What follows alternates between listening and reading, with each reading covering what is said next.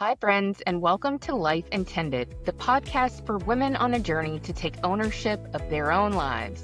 We're your hosts, Kelly Berry and Sadie Wackett, leaders, coaches, friends, and women on our own journeys of self-leadership. Here, we don't believe women need to be fixed. We believe they need to stop seeking permission and start leading lives that they choose and they design. Life Intended is about unlearning truths that have been handed to us and start trusting your truth and living in alignment with what matters most. Each week, we're bringing you bold, honest conversations that challenge the stories holding you back, help you uncover and step into your own voice, your own purpose, and your own power.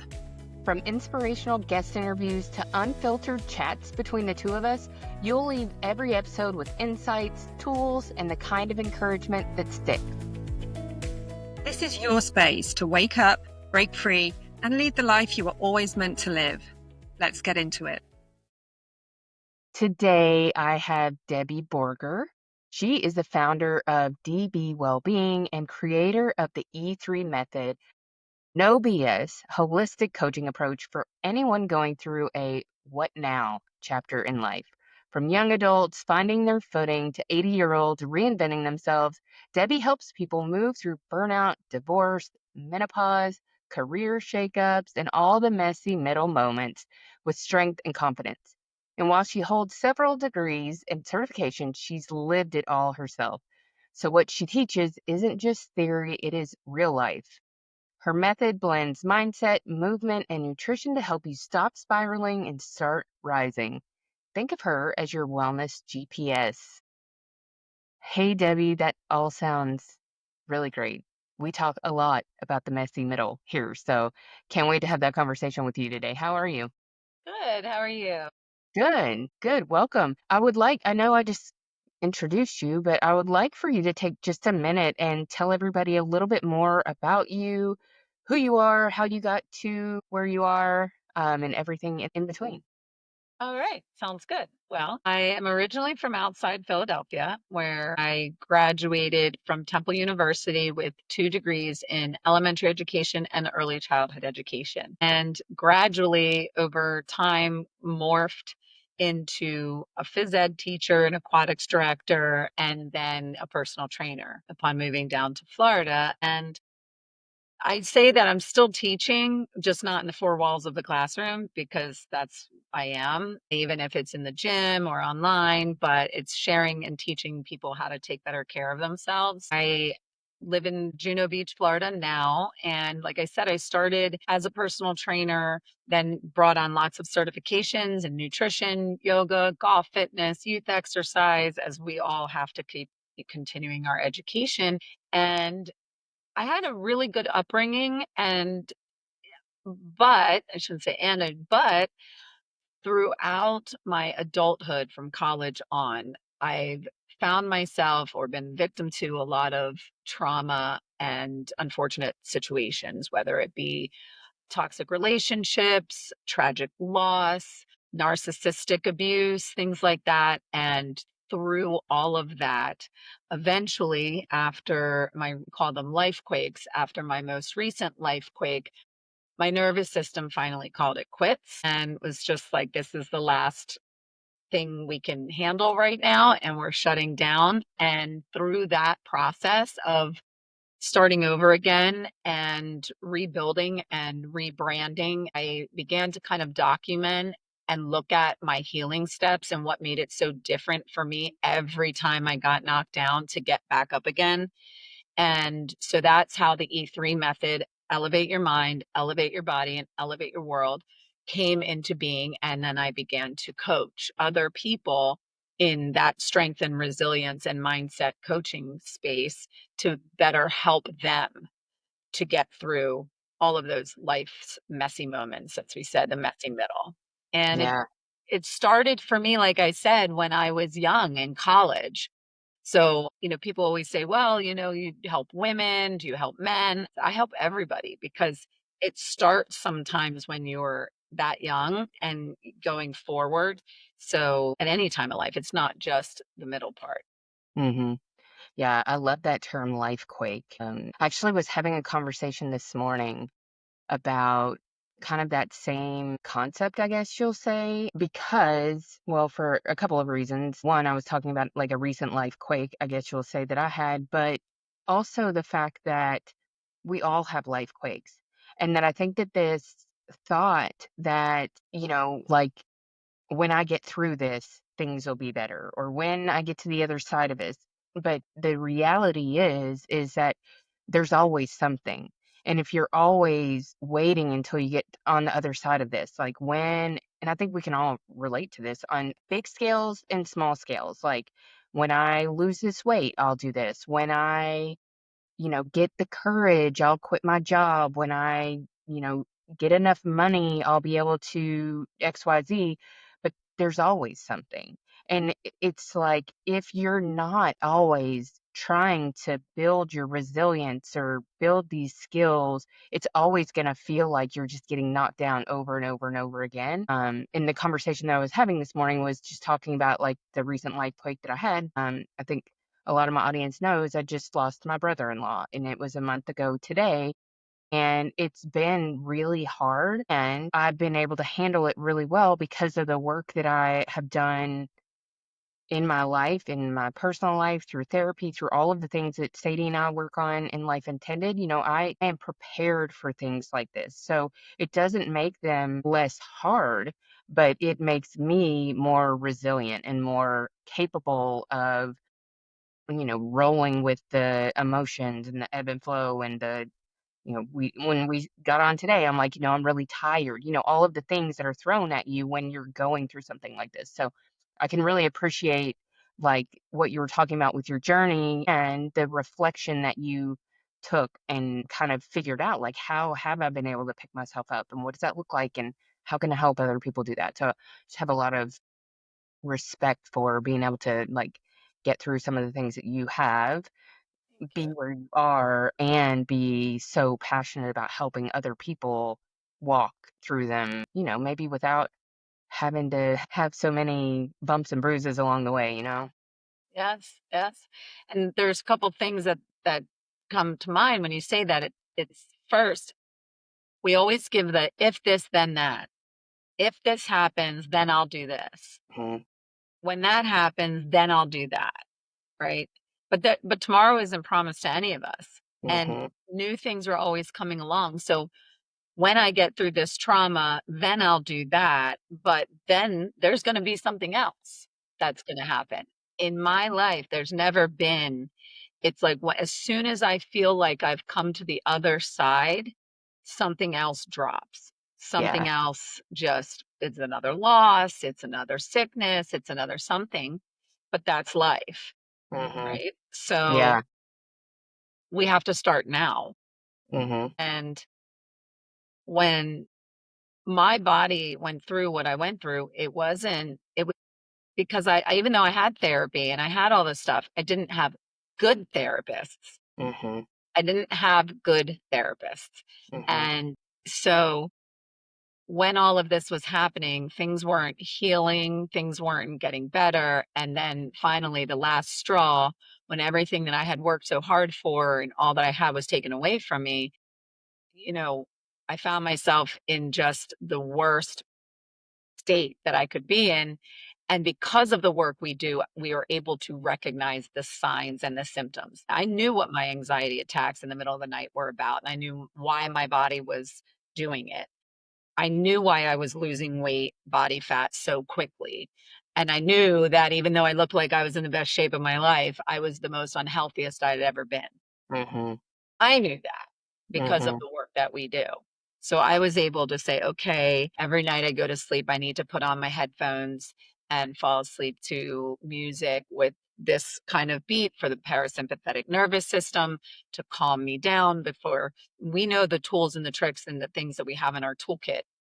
And when I came back, I kept saying, I don't want to be a personal trainer. I don't want to just be a personal trainer anymore. I want to, there's more. I'm meant to do more. And I knew I had that calling and I just couldn't figure out what it was. And then I realized this is what it is. It's to mhm, help other people get through and to teach them to get through all of the things that I've been through or more different or anything, any kind of trauma, any kind of life's messy moments, things like that. And to teach them and be for them the person I needed most during my time and teach them everything that worked for me along the way. Yeah. Yeah. So I think that's a good segue into kind of what I want to talk to you about and get you to tell us all about is, Sadie and I, one of our missions and goals as like bringing life intended to life is to help people see that it's a holistic approach. And there are certain parts of this holistic approach that Sadie and I can address, but there's a lot more that we can't. And a lot of that is, your physical well-being, even though that we do talk about some somatic things and how to connect our body with our cerebral, our thoughts and everything like that. I know that even what you were talking about with the headphones and the music and regulating your nervous system, there's so much more. And that, especially like us as women, we need a lot of support if we're in perimenopause or menopause. I would love for you to share like what do you see that women, like, kind of in our stage of life or that have been through things like we have, what do we need? What are some steps to start introducing those things into our lives so we, not so that we can, like, have maybe some of the goals that we used to when we were younger, like, how can I lose a lot of weight and how can I, look like a supermodel? Now it's like, I just want to, like, get a good night's sleep. I want to feel good during the day. I don't want to be tired all the time. Like, what do we need to be doing to support ourselves from like a mind, body, exercise, nutrition type of approach? Yes. The first thing is stop comparing because every journey is individual and my journey is not your journey is not my journey, my body is not your body, and your body is not my body. So that in itself of stop comparing ourselves to everybody else because we don't know what they're eating, what they're doing, what their body can do, can't do, allergy things, everything, right? So that's the number one thing. Obviously, social media makes that very hard for everybody today. Mm-hmm. But first, I guess starting out with nutrition. I tell all my clients that I like to compare our bodies to a car. So a car needs fuel to go, and our body needs energy to go. Obviously, for the car, gasoline is our fuel, and for our body, food is our fuel. And then I say, well, let's just visualize here for a second when our car is putting down the road and we run out of gas. And in those cartoons from back in the day, you're like, oh, the wheel falls off, there's smoke coming out. What's it called? Yosemite Sam's on the side of the road throwing a temper tantrum, right? Well, the same thing happens with our body. And when we don't fuel our body enough and the right way, when we don't fuel properly, our body breaks down. It's going to start to use muscle for energy. It's not going to operate right. The wheels are going to fall off. Our moods are going to swing. And we're going to start being Yosemite Sam with I don't know why I don't feel good. I don't know why I'm gaining weight. I don't know why I'm tired all the time. Right. Well, Mm-hmm. it's all starts with the proper nutrition. So the second thing that I tell people is I know we hear it all the time, but you have to understand the reasoning behind it, and then it will make sense about eating several small meals, 2 to 3 hours, 2.5 to 3 hours apart throughout the day.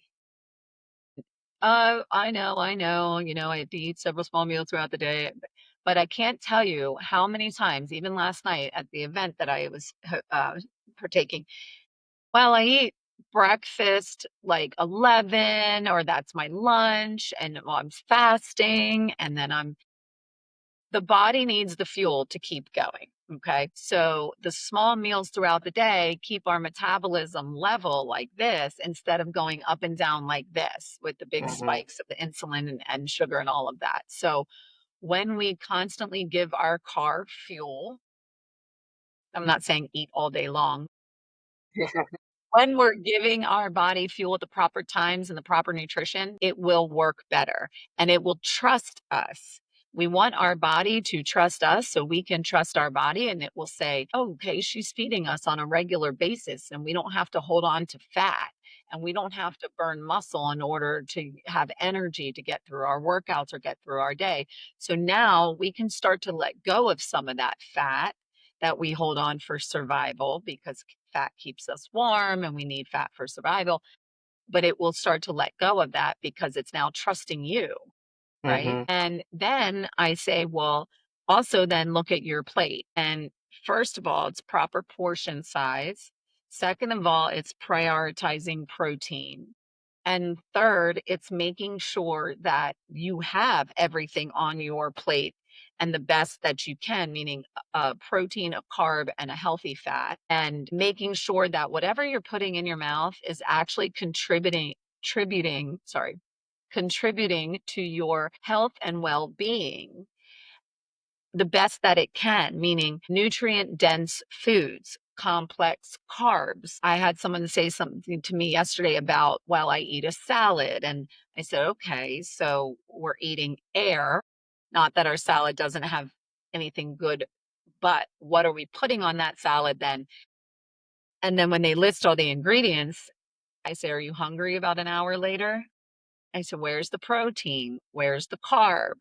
If it's Mhm. sprinkle some black beans on it or put on some chickpeas or some quinoa. But there has to be something that's going to actually give your body the fuel and the nutrients that it needs to keep going, instead of just getting it through the process of digestion, even though nothing is coming from what we're giving it. Right? Mhm. Does that Right. make sense? Yes. Yes. And prioritizing protein is important because it keeps us satiated. And people tell me I'm always hungry. And well, are you getting enough protein? It could be something as simple as protein in water or protein in almond milk or regular milk in your shaker bottle.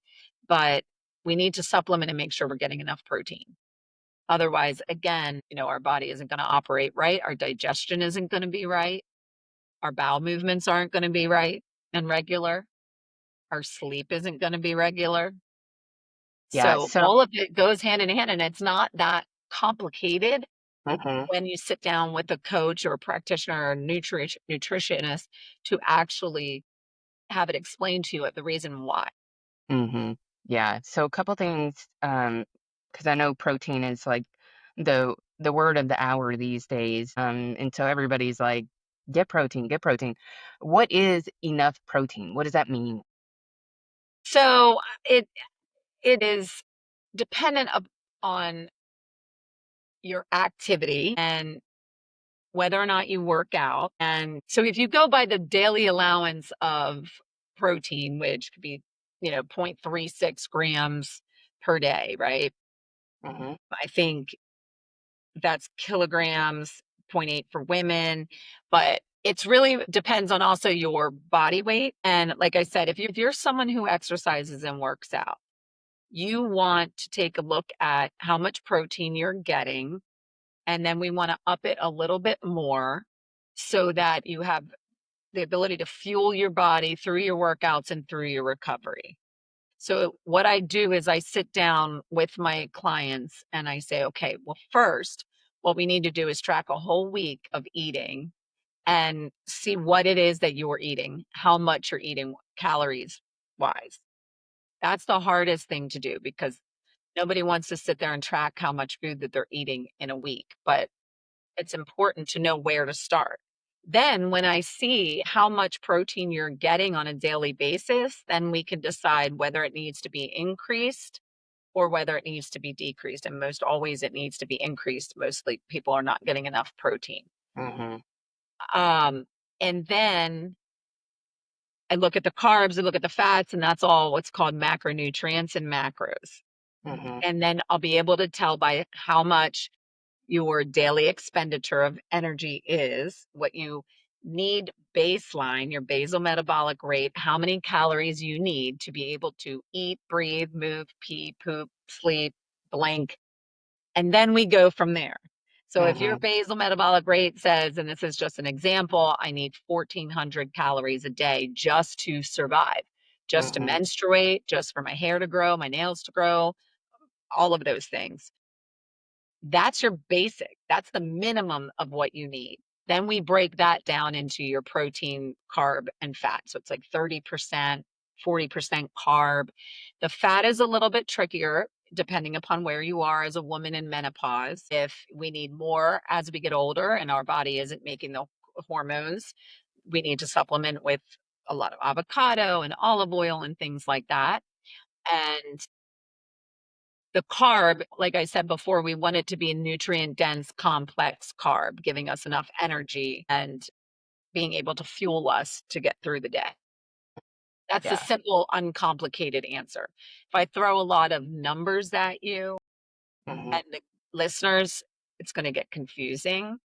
But if you look at your plate and you say, okay, 4 ounces of protein at every meal, which is about 20 grams, 20 to 25 grams of protein, that's where I like to start. So you look at your palm and say, does it fit in the size of my palm? Hmm. And that's an easy way to eyeball it. And then we go from there. Good deal. So going back to the original question, like what can we do to like feel good and show up as our best self? So nutrition is definitely a part of that. And I think you gave us some really good things to think about. So what's another thing that we need to be watching out for or doing to achieve that like more holistic goal? So move. So let's get onto the movement topic, Yeah. the exercise topic. Oh, you mean I have to get up and actually do something about it? That's what I actually have to do it. Well, what's going to happen is if you don't do it, when you retire, your doctor's going to tell you have to do it anyway. And then it's Hmm. going to be a little bit too late. But setting I'm a very structured person in type A in some certain areas. I guess it's the teacher in me where I like schedule, I like regimen, and everyone tells me I'm very structured. But then on other things, I'm like, yeah, it's fine. But set a routine for yourself. Set a morning routine for yourself. Own your morning, own your mind, I say.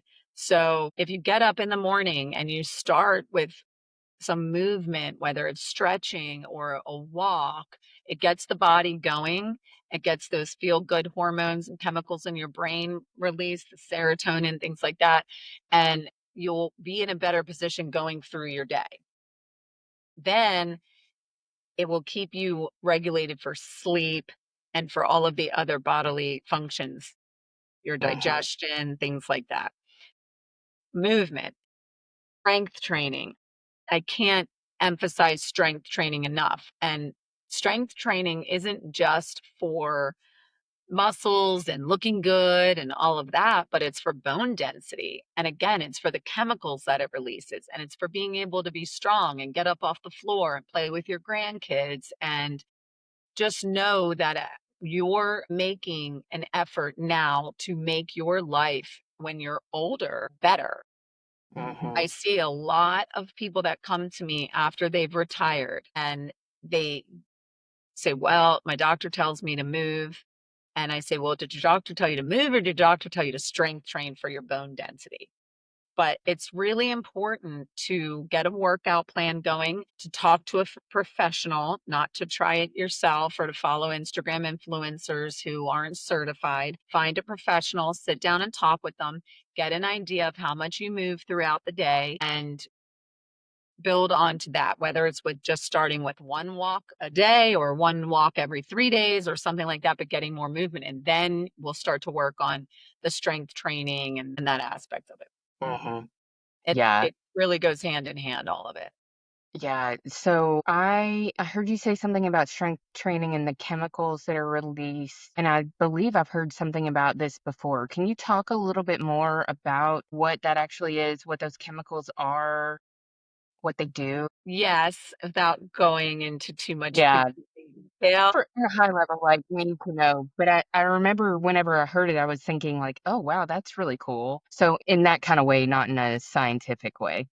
Yes. So for example, family member who I just recently visited and was telling me that they're very tired all the time, that they're dragging through their workout a little bit. I kind of dialed in a little bit of nutrition and changed a couple things, and within like a day or two I got a text message saying, "I have so much more energy now to get through my workout, to do all the things." And so when we start to work out and our body, we're breaking down the muscles in our body. Our body releases certain chemicals and uses certain protein and carbs to rebuild that muscle stronger and bigger.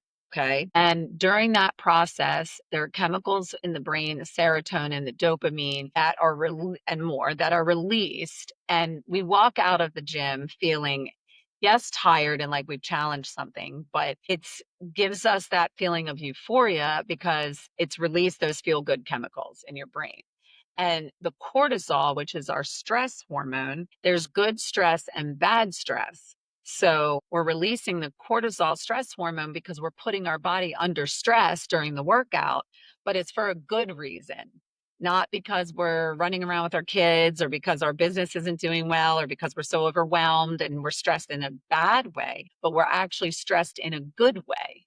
Mm-hmm. And that's what we want for those chemicals when they're released in our body that make us feel better. Mm-hmm. Yes. Got it. Okay, so then we're getting stronger and we're feeling better. That's the goal, right? And in turn gives you more energy, right? When everything's working that way. At first, no. At first you're sore, you're tired, but then those chemicals start to kick in and you actually kind of get like addicted to that feeling Mm-hmm. after you walk out of the gym and that euphoria and that workout high as it's called. And instead of the dopamine and everything being for bad reason and the cortisol, it's actually for a good reason. Mm-hmm. Yeah. Something else, I have a question, just kind of like protein. This is like another topic of the moment. Walking and walking with a weighted vest. I mean, I think I see that all the time. What, tell us about that. Where does walking fit into our like overall movement? What should we be walking with a weighted vest? What does that do for us? Like all of that. Okay. So walking with a weighted vest is good for your bone density, for your body carrying weight. And it's funny because it can also obviously increase the intensity of your workout, right? So I've worn weighted vests that distribute the weight evenly over your torso. So any kind of exercise done with that is harder because it's like if I add 10, 20 pounds onto my body while I'm stepping up on a box and stepping up and down and stepping up and down, it's more challenging, right? But also, again, if you're an elder and you maybe don't have such strong grip strength to hold weights and things like that, you can put on the weighted vest and you can walk around with that without losing so much balance. It increases how much calorie you're burning.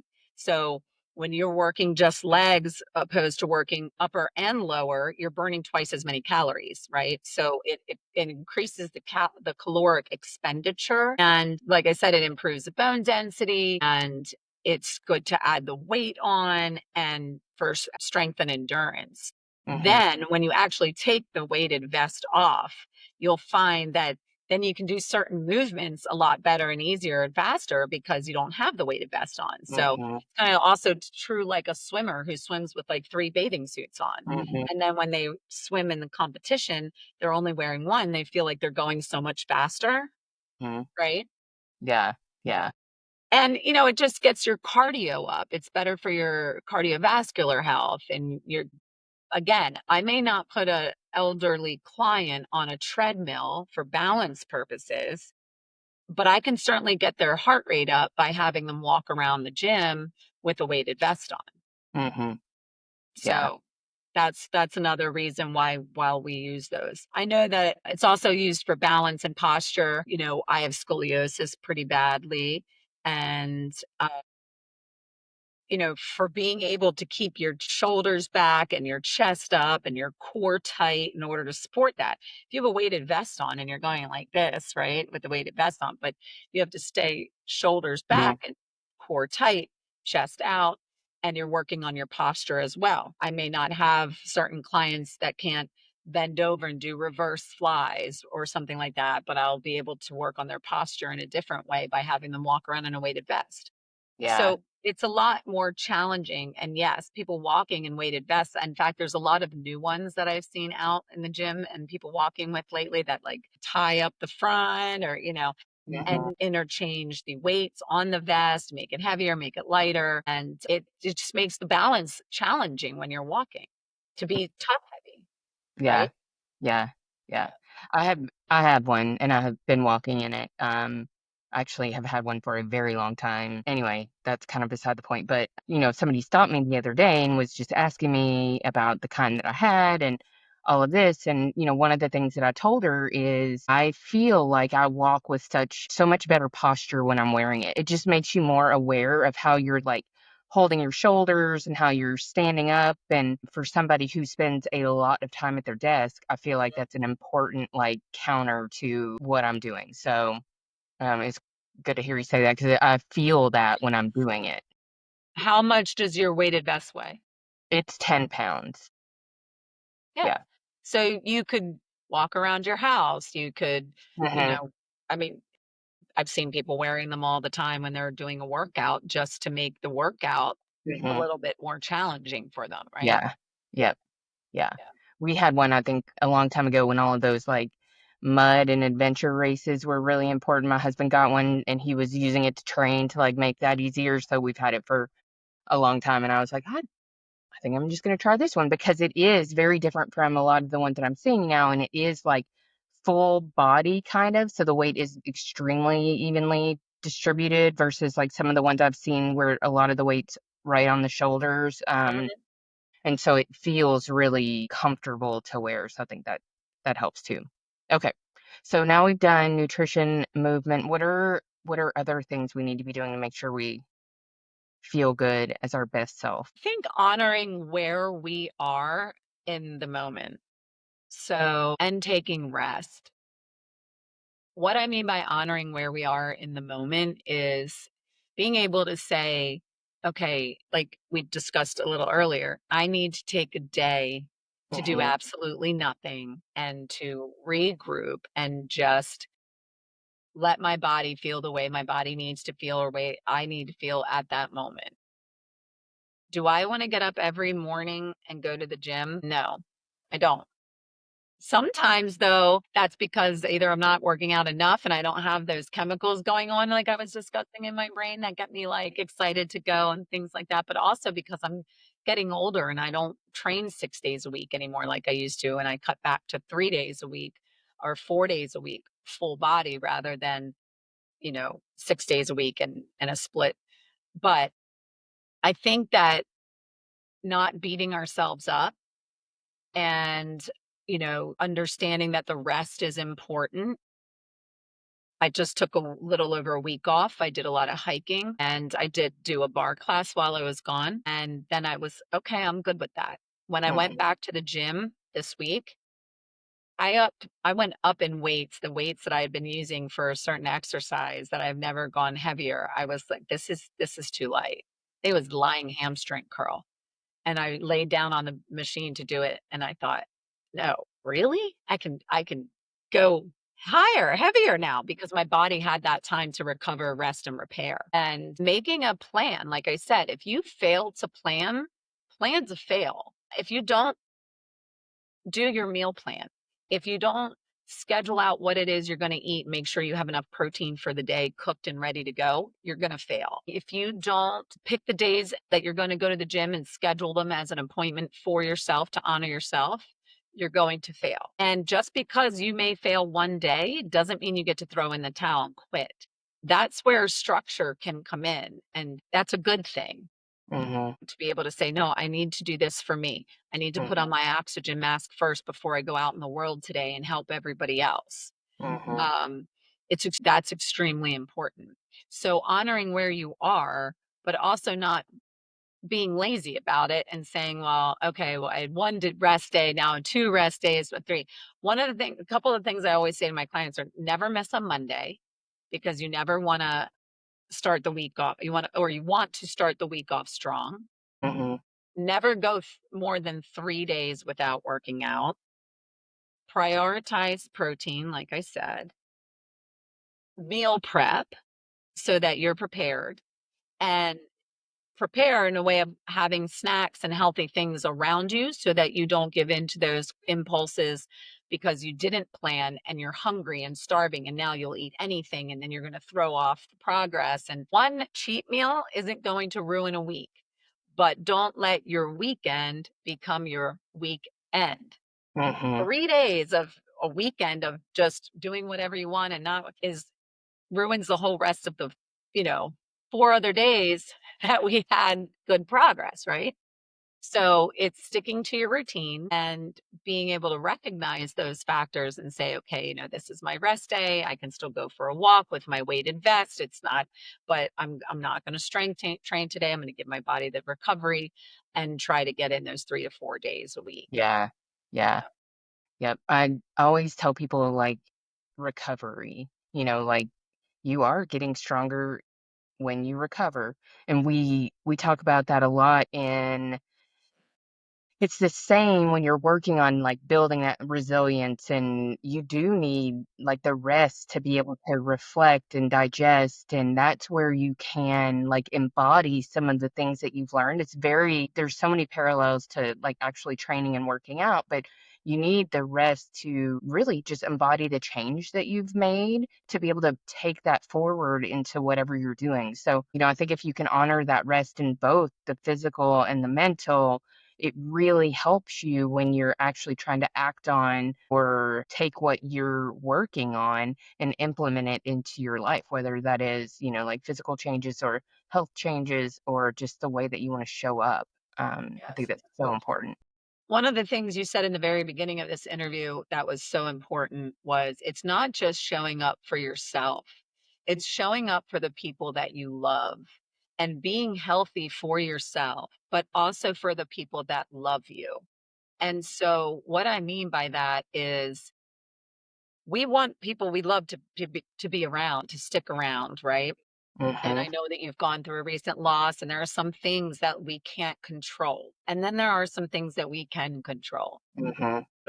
Sometimes I think I'm not pressuring people into working out, but I want them to understand that the healthier they are and the better they take care of themselves, the happier the people that are around them will be because they will be happy and they will be healthy. So, therefore, the people you surround yourself with will be happy and healthy. So, it's not always just being selfish and saying, I'm taking care of me for me because I want to be healthy and I want to look this way and I want to do those things. But I have 5 nieces and nephews and I Mm-hmm. don't have any kids, but I want to be of my own. But I have 5, right? So like Mm-hmm. I want to be able to be happy and healthy and an example for them, but to show them that I love them enough and what and a partner or anything and be able to say that I want to be healthy, not just for myself, but for you. I want to stay around long enough for you and not treat my body in a way that's going to take years off of that. Mm-hmm. Obviously, there's things that we can't control, but that only makes the things that we can control that much more important. Mm-hmm. Yeah.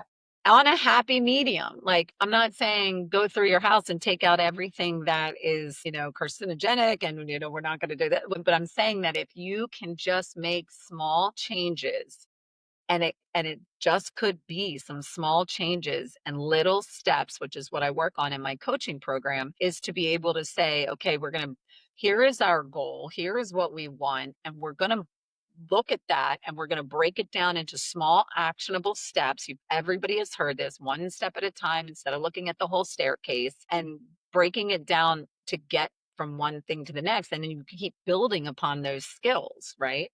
Mm-hmm. And with everything that's going on in the world today that is an outside factor to help us lose weight and be healthy, those things can just be an added bonus Mm-hmm. to already living a happy, holistic, healthy lifestyle. Mm-hmm. And like I said, if you eat properly to fuel your body properly, you will feel better and you will have more energy. And we won't be moody because our hormones are going up and down and all over, and our cortisol is high, and our bowels aren't working right, and we're not sleeping right. If we move and physically take care of our bodies one small step at a time, even if that means starting with a morning walk and then eventually getting yourself into the gym or an online training, I do virtual training as well. That's the next step. And then we also look at the mindset behind it all, because the mindset is the most important part. Back to what I said about not wanting to get up every day to go to the gym. I'm normal, I'm human, but I have the tools in my toolbox and the steps in place so that when I wake up in the morning and I'm like, oh, I just want to press the snooze, I immediately put on a motivational speech or my pep talk app, and I start hearing the others' voices in my head that are motivating to me. And then I'm like, I'm sorry, my legs and my arms aren't broken and they're attached to my body. I can get up and go to the gym and move. And once I Oh, put one foot in front of the other, the rest just flows. yeah. And then I never walked out of the gym afterwards and said, oh, that was horrible. Mhm. I always walk Yeah. out and say, oh, I'm so much happier now that I did that, going back to the chemicals that are being released, the hormones, and everything else. And properly fueling my workouts with a pre-workout and post-workout meal is important as well. Yeah. Yeah. So we are coming up against time. If you could list like or tell us at a high level, like what else should we be thinking about focusing on or yeah, what are the other things that are really important? So my biggest thing right now, in a simple way, it would be to be adding creatine to your diet as a supplement. I am also one practitioner who doesn't believe in it, a lot of supplements. You know, Mhm. I'd like to be able to get that from my food, and uh, but I will add in multivitamins, my omega-3, 6, 9, creatine. Start with a smaller dose. It's also not just for muscle, but it's also for mental and the brain. I can give you information. There's been tons of studies that have been done. It helps protect against dementia, and it's also beneficial for muscle growth and recovery as well. Collagen, I tell women, always make sure and research that your collagen has all 9 essential amino acids, especially tryptophan, because if it doesn't have all 9 essential amino acids, it is not a protein. Our body does not use it as a protein. So when women say, well, I get my protein in the morning with my collagen and my coffee, I immediately tell them to send me a screenshot of the nutrition label, and I research, does it have all the 9 essential amino acids? Movement, at least 30 to 45 minutes a day, depending on age and things like that, with about 3 to 4 days a week. More is great, getting that heart rate up a little bit. And sleep, setting a time in the evening where your do not disturb goes on and you're done, and trying to keep it consistent with 8 hours of sleep and getting up in the morning and having that calm morning routine, so you're not waking up and scattered, and all of a sudden, you know, the cortisol is always highest in the morning. Now you're even skyrocketing it because you're getting up and you're like, I gotta go, I gotta, you know, Mhm. to be intentional about things, to be intentional about the way you live your life. Mhm. Having all these systems in place helps you to be happier and more fulfilled in your daily life. Yep. Awesome. That was great because I think, just like the stuff that Sadie and I talk about, this is just an area where there is so much noise. There's so much information and it's been made to be so much more complicated than it is. And when it's presented more in a more like approachable and not so complicated way, it feels just so much more attainable. And I think, Right. the way that you said it as you were talking about a lot of things, you don't have to like you can start with just a morning walk. And like once you get that, you can then add something on. You don't have to like overhaul everything because that's when overwhelm sets in and then you're right back to where you started. So that was all really good. I think a lot of things that we all just know, but they all kind of complement each other, work together. Yeah. And that's great. And I'm available if anyone has any more questions about specifics and getting into a little bit more detail.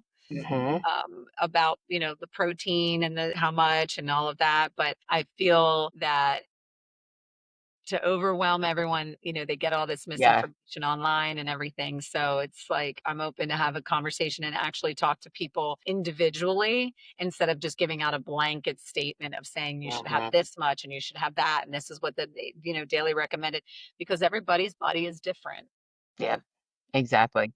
Yeah, and that's a good segue. I was going to say all of Debbie's information, her social handles, ways that you can find her and track her down and ask her these questions, all in the show notes. So I guess that's a good, yeah, just tell us a little bit more about like what do you do? How do you help people? What does your programming look like in kind of like that high level sense so people know like, hey, this is somebody I want to reach out to and see about working with. Yeah. So obviously, I still do individual personal training in home, in the gym, or online. And I do individual plans, one-off plans. If someone says, well, I can work out on my own, but can you write me the program? And I do nutrition programs as well. If someone just says, can you write me a meal plan and check in monthly and things like that. Then I have my coaching packages, which could be a 6-week package. Then my bigger program is really for someone who is so overwhelmed with all of it and doesn't know where to start, or is coming out of trauma and just doesn't have the wherewithal to do it themselves and to figure it all out. And that's a 3-month program, the E3 method.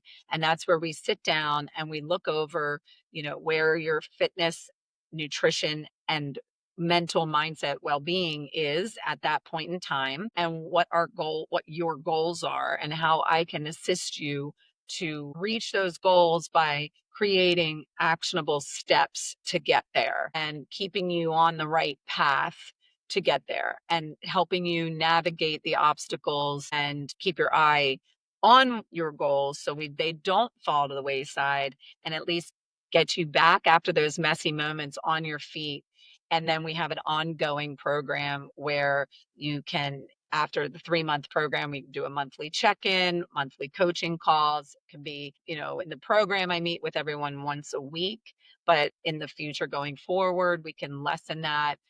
And it's, I try to meet everybody where they are. Mm-hmm. And I said this yesterday, it's hard because I want everybody to be happy and healthy, and I'm not going to turn anyone down for obvious reasons, but financially and things like that, I try to work with everyone where they are. So if someone says to me, I can't do your big 3-month overhaul, but I would like to do some personal training with a little bit of mindset coaching, then I cultivate it and create it to meet you where Mm-hmm. you are. And, Yeah. I have young girls that are starting their own businesses. I have college and high school girls who just need that moral support and a little bit of guidance, that don't want to take it from their parents, or Mm-hmm. they don't get along with their parents. So their parents come in and say, can you help? And Mm-hmm. so it's kind of can be structured and created to what works best for you, because again, it is an individualized program. Yeah. Yeah, I can totally appreciate that too, because I think a lot of times people don't really even know what they need. So it sounds like a really good part of what you do is help people understand where they're starting from and how you can support them through your method. And I think that's just awesome. I think you're extremely knowledgeable. About the training part of it, but about how it relates to you as an entire person. We cannot separate how we are physically from how we are mentally. And that's why, that holistic approach, I know you're very much on board with that and support your clients and all that in that entire way too. So I think that that's awesome. I appreciate you being here today and everything that you shared. It was a pleasure. It's a great conversation. I think a lot of people are going to find a lot of value in it. So thank you so I hope much. so. I hope so. Yeah. Thank you for Yeah. having me. Thank you. So check out Debbie and all of her links below. Give her a follow too, and I'll see you soon, Debbie. Thank you. Yeah. Thanks for listening to Life Intended. If something from this episode landed with you, stirred something up, or gave you a new perspective, share it, tag us, leave a review. That's how this work reaches more women who really need it. Life Intended is more than just a podcast. It's a movement back to self-trust, personal power, and living with intention. We're just getting started. So keep showing up, keep tuning in. If you're ready for more support on your path, head to lifeintended.co. We've got tools, community, and programs to meet you where you are. Until next time.